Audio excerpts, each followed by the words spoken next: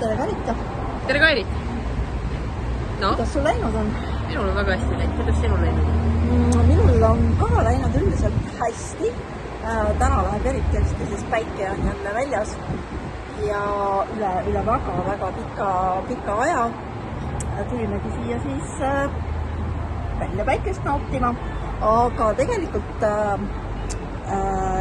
üks värske kogemus on siis ammu ära proovitud. Asi töötab endiselt hästi ja see on siis nimelt see, et kui hakkab tulema õiepõletik, siis on lahendus A, G, C. Äkki sa seletad, mis see tähendab? Ehk väga hästi töötab, ikka võib juhtuda, et tekib põieprobleeme, siis kohe siia, näitad sa siis allapoole. Näiteks siia.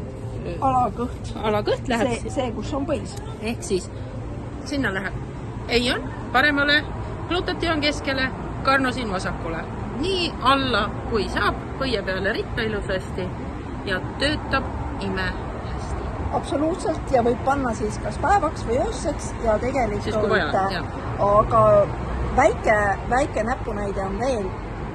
Reageerida tuleb otsekohe. Kiiresti. Nii kui tunned, et esimesed märgid. Midagi vist ei ole päris hästi, kohe peale. Kohe peale, jah. Just.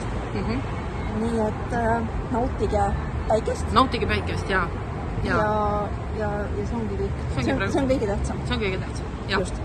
Tšau!